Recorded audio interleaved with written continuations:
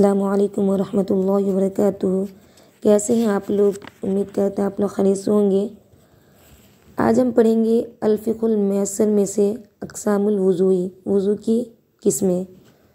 ان سے پہلے ہم پڑھے تھے مکروہات الوضوئی، وضو کے مکروہات یعنی کس وجہ سے وضو مکروہ ہو جاتا ہے، اور اب پڑھیں گے وضو کی قسمیں یعنی کتنی قسمیں ہیں اور کس قسم میں کیا کرنا پڑے گا، کب وضو فرض ہوگا، کب وضو کرنا واجب ہوگا، کب وضو کرنا مستحب ہوگا۔ تو آج ہم یہ پڑھیں گے۔ تو چلیے ہم سبق پر نظر ڈالتے ہیں۔ اقسام الوضوئی، وضو کے اقسام، قسم کی جمع اقسام۔ ینقسم الوضوء الی ثلاثۃ اقسام، وضو کی 3 قسمیں ہیں۔ لفظی ترجمہ کیجیے گا، ینقسم منقسم ہوتا ہے وضو 3 قسموں کی طرف، یعنی وضو کی 3 قسمیں ہیں۔ وہ کون کون سی ہیں؟ نمبر 1 فرض فرض، نمبر 2 واجب واجب، نمبر 3 مستحب مستحب۔ تو اب ہم کب سمجھیں گے کہ ہم پر وضو فرض ہوا، کب سمجھیں گے واجب ہوا، کب سمجھیں گے مستحب ہوا، تو ان کو ہم آگے پڑھیں گے۔ تو چلیے ہم آگے دیکھتے ہیں۔ تو کیا ہے؟ متی یفترض الوضوء، وضو کب فرض ہوتا ہے، یعنی کن کن صورتوں میں وضو فرض ہوتا ہے۔ تو دیکھیے کیا کہہ رہے ہیں، یفترض الوضوء علی المحدث لواحد من 4 امور، کہہ رہے ہیں وضو فرض ہوتا ہے محدث پر یعنی ناپاک پر ان 4 امور میں سے کسی ایک کے پائے جانے کی بنیاد پر، لواحد کسی ایک کے پائے جانے کی صورت میں، یعنی یہ جو نیچے 4 امور آ رہے ہیں ان میں سے اگر کوئی بھی پایا جائے گا تو وضو فرض ہو جائے گا، یعنی اس پر وضو کرنا فرض ہو جائے گا۔ تو دیکھیے کیا ہے، نمبر 1 لِأَدَاءِ الصَّلَاةِ سَوَاءٌ كَانَتِ الصَّلَاةُ فَرْضًا أَوْ كَانَتْ نَفْلًا، کہہ رہے ہیں نماز ادا کرنے کے لیے، نماز ادا کرنے کے لیے وضو کرنا فرض ہے۔ تو کہہ رہے ہیں نماز ادا کرنے کے لیے چاہے نماز فرض ہو او کانت نفلاً یا نفل ہو، یعنی اگر وہ فرض ہو یا نفل ہو، جون سی بھی نماز ہو تو کہہ رہے ہیں وضو کرنا فرض ہوگا۔ پھر آگے کہہ رہے ہیں للصلاۃ علی الجنازۃ، جنازہ کی نماز کے لیے، یعنی جنازہ کی نماز کے لیے بھی وضو کرنا فرض ہے۔ نمبر 3 لسجود التلاوۃ، سجدہ تلاوت کے لیے، یعنی قرآن شریف میں جو سجدہ تلاوت آتا ہے اگر وہ آ جائے تو ان کے لیے بھی وضو کرنا فرض ہے۔ نمبر 4 لمس المصحف الشریف، قرآن شریف کے چھونے کے لیے، یعنی اگر قرآن شریف کو چھونا ہے تو ان کے لیے وضو کرنا فرض ہوگا، یعنی محدث جس پر وضو واجب ہو، اگر جس پر غسل واجب ہوگا تو وہ ان سب صورتوں میں ان سب چیزوں کو نہیں چھو سکتے اور جنازہ کی نماز بھی نہیں پڑھ سکتے جب تک کہ غسل نہ کر لے۔ لیکن محدث ہے، ناپاک ہے، تو ان کے لیے ہے کہ وہ وضو کرے پھر جا کر قرآن شریف یا سجدہ تلاوت کرے یا جنازہ کی نماز پڑھے۔ قرآن شریف کو اگر وضو نہیں بنائے ہوئے ہیں تو قرآن شریف زبانی تو پڑھ سکتے ہیں لیکن قرآن شریف کو چھو نہیں سکتے۔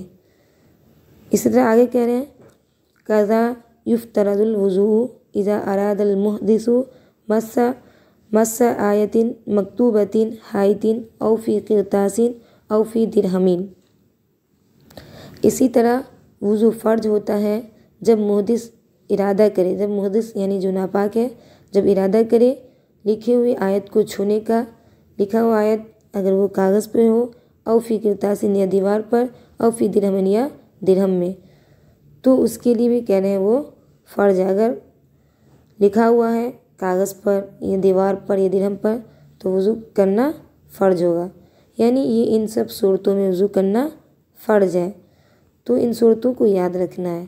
ان کے بعد کہہ رہے ہیں متی یجب الوضوء، وضو کب واجب ہوتا ہے۔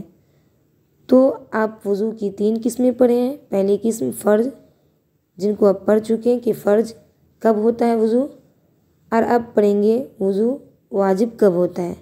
تو کہہ رہے ہیں یجب الوضوء المحدث لامر واحد وهو الطواف بالکعبۃ، کہہ رہے ہیں اسی طرح وضو کرنا فرض ہوتا ہے، واجب ہوتا ہے، اسی طرح وضو کرنا واجب ہوتا ہے محدث پر۔ کب واجب ہوتا ہے؟ خانہ کعبہ کے طواف کے لیے، صرف خانہ کعبہ کے طواف کے لیے۔ تو یہ ہو گیا واجب۔ ان کے بعد ہے مستحب، یعنی مستحب جس پر آپ صلی اللہ علیہ وسلم ہمیشگی نہیں کی ہو، یعنی کبھی کبھی کی ہو، ان کو ہم کہیں گے مستحب۔ تو کیا ہے مستحب؟ متى یستحب الوضوء، وضو کب مستحب ہوتا ہے؟ تو کہہ رہے ہیں یستحب الوضوء للامور آتیتی، کہہ رہے ہیں آنے والی امور میں وضو مستحب ہے۔ یہ جو امور نیچے آ رہے ہیں ان میں وضو کرنا مستحب ہے، کریں گے تو ثواب ملے گا اور نہیں کریں گے تو گناہ بھی نہیں ہوگا، لیکن کرنا زیادہ بہتر ہے۔ کیا ہے؟ نمبر 1 للنوم علی الطہارۃ، پاکی پر سونے کے لیے، یعنی باوضو سونے کے لیے، رات میں سوتے وقت وضو کر لینے کے لیے، تو وضو کرنا وہ مستحب ہوگا۔ نمبر 2 اذا استيقظ من النوم، جب بیدار ہو نیند سے، یعنی جب صبح بیدار ہو نیند سے تو وضو کر لے، وہ مستحب ہے۔ نمبر 3 مداومتی علی الوضوء، وضو پر ہمیشگی کے لیے، یعنی وضو پر ہمیشگی کے لیے، یعنی ہمیشہ وضو کرنا، یہ بھی مستحب ہے۔ نمبر 4 للوضوء علی الوضوء بنیت الثواب، وضو پر وضو کرنا ثواب کی نیت سے، یہ بھی مستحب ہے، یعنی وضو پر وضو کرے۔ لیکن وضو اگر ایک وضو کر چکا ہے اور اگر اس وضو سے اگر کچھ نہیں کیا تو وضو کرنا صحیح نہیں ہے۔ اگر وضو کرنے کے بعد کچھ کر چکے ہیں، یعنی اس وضو کا استعمال کچھ پڑھ چکے ہیں یا کچھ کر چکے ہیں، تو پھر دوبارہ کرنا مستحب ہے۔ ان کے بعد ہے نمبر 5 بعد ارتکاب شیء من الغیبۃ والنمیمۃ والکذب، کہہ رہے ہیں غیبت، چغل خوری اور جھوٹ کے سرزد ہو جانے کے بعد، یعنی اگر جھوٹ یا غیبت یا کسی کی چغلی کر لیے تو ان کے بعد وضو کرنا کیا ہے؟ مستحب ہے۔ کذا یستحب الوضوء اذا ارتکب خطیئۃ ما، اسی طرح مستحب ہے وضو کرنا جب گناہ سرزد ہو جائے، گناہ کا ارتکاب ہو جائے۔ نمبر 6 بعد انشاد شعر قبیح، برے شعر بولنے کے بعد، گنگنانے کے بعد وضو کرنا مستحب ہے۔ ویسے تو برا شعر بولنا ہی نہیں چاہیے، گنگنانا ہی نہیں چاہیے، اگر گنگنا لیے ہیں، پڑھ لیے ہیں تو ان کے لیے وضو کرنا مستحب ہے۔ نمبر 7 بعد القہقہۃ خارج الصلاۃ، کہہ کہا کے بعد، نماز سے نکلنے، نماز کے باہر کہہ کہا کے بعد، یعنی اگر کہہ کہا لگا دیا نماز کے بعد تو وضو کرنا مستحب ہے۔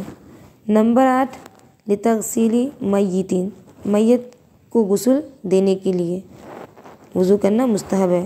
نمبر 9 لحمل میت، میت کو اٹھانے کے لیے، میت کو اٹھانے کے لیے بھی وضو کرنا مستحب ہے۔ نمبر 10 لوقت کل صلاۃ، ہر نماز کے وقت کے لیے، ہر نماز کے وقت کے لیے وضو کرنا مستحب ہے۔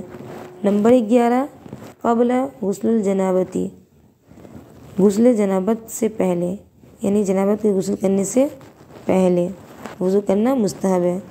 نمبر 12 للجنوب عند اکل و شرب و نوم، جنبی کے کھانے اور پینے اور سونے کے وقت، یعنی جنبی کے کھانے اور پینے اور سونے کے وقت بھی وضو کرنا مستحب ہے۔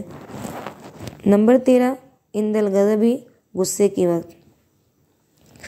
نمبر 14 اگر غصہ آئے تو اس وقت بھی وضو کرنا مستحب ہے، ان سے غصہ ٹھنڈا ہو جاتا ہے، اتر جاتا ہے۔ نمبر 14 لتلاوت القرآن شفویًا، قرآن کریم کی زبانی تلاوت کرنے کے لیے، یعنی قرآن کریم زبانی پڑھنا چاہتا ہے تو وضو کر کے پڑھے، وہ مستحب ہے، ویسے بنا وضو کے بھی پڑھ سکتا ہے۔ نمبر 15 لقراءۃ حدیث وکذا لروایتہ، حدیث کو پڑھنے اور اس کی روایت کرنے کے لیے، اور اسی طرح اس کی روایت کرنے کے لیے۔ نمبر 16 لدراست علم شرعی، شرعی علم حاصل کرنے کے لیے، یعنی ان سب کے لیے وضو کرنا مستحب ہے۔ نمبر 17 للآذانی آذان کے لیے، نمبر 18 للإقامتی اقامت کے لیے، نمبر 19 للخطبتی خطبہ کے لیے، نمبر 20 لزیارت النبی صلی اللہ علیہ وسلم آپ صلی اللہ علیہ وسلم کی زیارت کے لیے یعنی زیارت کرنے کے لیے، نمبر 21 لوقوفی بعرفتی عرفہ میں ٹھہرنے کے لیے، نمبر 22 لسعی بین الصفا والمروہ صفا اور مروہ کے درمیان سعی کرنے کے لیے دوڑنے کے لیے، یعنی ان سب صورتوں میں وضو مستحب ہوتا ہے۔ تو ابھی آپ وضو کی تینوں قسمیں بھی پڑھ چکے اور کن کن صورتوں میں وضو واجب ہوتا ہے، کن صورت میں وضو فرض ہوتا ہے اور کن صورت میں وضو مستحب ہوتا ہے وہ بھی آپ پڑھ چکے ہیں۔ تو ان کو یاد رکھنا ہے، اور اگر کچھ دقت یا پریشانی ہو تو آپ ہم سے پوچھ سکتے ہیں۔ پھر ملتے ہیں اگلے سبق میں، تب تک کے لیے اپنا خیال رکھیے اور دعاؤں میں یاد رکھیے۔ اللہ حافظ۔